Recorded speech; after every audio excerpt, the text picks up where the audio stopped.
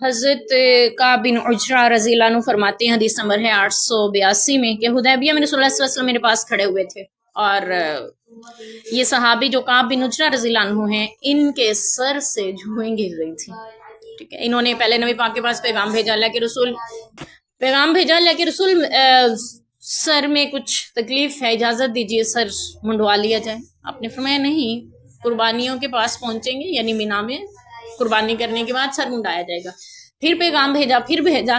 تو پھر وہ خود سامنے آئے، تو اللہ کے رسول نے دیکھا اتنی زیادہ جوئیں تھیں کہ سر سے گر رہی تھی. تو آپ نے فرمایا مجھے نہیں پتا تھا کہ تم اتنی تکلیف میں ہو، چلو جاؤ اپنا سر منڈوا لو. اور پھر کعب کہتے ہیں یہ آیت جو ہے نا میرے حق میں نازل ہوئی تھی، فَمَن كَانَ مِنكُم مَرِيضًا أَوْ بِهِ أَذًى مِّن رَأْسِهِ، یعنی تم میں سے کوئی مریض ہو، کوئی سر میں تکلیف ہو اس کو، تو اسے چاہیے کہ وہ اپنا سر منڈا لے. تو پھر اس کے بعد نبی پاک صلی اللہ علیہ وسلم نے فرمایا تم 3 روزے رکھ لو، یا 6 مسکینوں کو کھانا کھلا دو، یا پھر ایک دم جس کو کہتے ہیں نا ایک قربانی یعنی دے دو، جو میسر ہو تم سے وہ کر لو. تو یہاں سے پتہ چلا کہ اگر کوئی رکن حج کا ایسا ہو گیا ہے، جیسے ہم نے پہلے بھی ذکر کیا تھا کہ احرام میقات سے نہیں باندھا گیا، جیسے اکثر لڑکے وہاں پہ رہ رہے ہوتے ہیں اور وہ حج کرنے جاتے ہیں تو احرام نہیں باندھتے ہیں، پھر وہ اس کے بدلے بھی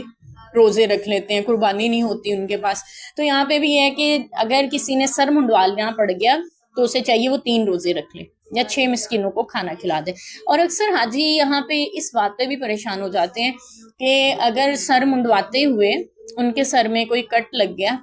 جس سے خون نکل آیا تو پھر ان پہ خون یعنی دم واجب ہو جائے گا، قربانی واجب ہو جائے گی. ہلکا پھلکا سا کچھ ایسا ہو جائے تو ایسا کوئی حکم نہیں ہے، مسئلہ نہیں ہے. لیکن اگر یہ ہے کہ سر منڈوا لیا جائے نا، وہ کٹوا لیے جائیں بال احرام کی حالت میں، تب یہ واجب ٹھہرتا ہے. تب آپ پہ یا تو آپ 3 روزے رکھ لیں، یا 6 مسکینوں کو کھانا کھلا دیں، یا پھر جو قربانی یعنی اگر آپ قربانی میسر ہے تو وہ کر سکتے ہیں، وہ اپنی طرف سے دے سکتے ہیں. تو یہ حج کے جو کوئی رکن چھوٹ گیا اس کا کفارہ ہو جائے گا، یعنی سر وغیرہ منڈوا لینے کی صورت میں. یا کوئی بھی بدن پہ ایسی کوئی مسئلہ ہو سکتا ہے، کسی کو، کچھ لوگوں کو الرجی ہوتی ہے، وہ اپنے جو غیر ضروری بال ہوتے ہیں ان کو صاف کیے بغیر نہیں رہ سکتے ہیں. ٹھیک ہے، ان کو ایسی کوئی یعنی الرجی وغیرہ کا مسئلہ ہوتا ہے، تو اگر ان کو یہ مسئلہ ہے اور ایسا کرنا پڑ جائے تو ان پہ بھی یہ واجب ٹھہرتا ہے، وہ اس کا کفارہ ادا کریں گے. ٹھیک ہے، کیونکہ احرام میں کافی دن اس پابندی میں رہنا پڑتا ہے اور آپ اپنے بال نہیں صاف کر سکتے ہیں، نہ سر کے نہ ہی کہیں اور کے بدن کے. تو اس لیے اگر کسی کو ایسا کوئی مسئلہ ہے اور اسے یعنی ایسا کرنا پڑ جاتا ہے تو پھر اس کے لیے بھی حکم ہے کہ وہ یا تو ایک قربانی دے گا، یا 6 مسکینوں کو کھانا کھلائے گا، یا پھر 3 روزے رکھ لے گا. تو ہمیں یعنی اللہ نے آسانی دی ہے، سہولت دی ہے شریعت نے، تو اس پہ عمل کیا جا سکتا ہے. حضرت کعب بن عجرہ رضی اللہ عنہ حدیث نمبر 883 میں بھی یہی بتا رہے ہیں کہ یہ آیت خاص میرے حق میں نازل ہوئی تھی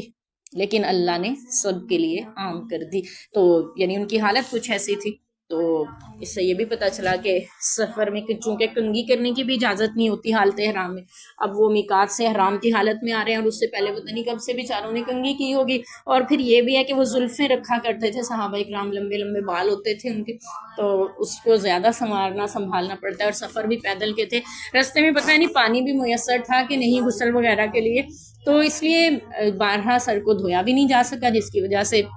سونا وغیرہ بھی زمین پہ ہی ہوتا تھا مٹی میں، اور ظاہر سر گندا ہو تو زیادہ یہ چیزیں پیدا ہو جاتی ہیں سر میں، تو اس لیے وہ تکلیف تھی، اس اذیت میں مبتلا تھے، تو اللہ نے اجازت دی کہ وہ سر کو منڈوا لیں اور پھر اس کے بدلے میں کفارہ ادا کر دیں.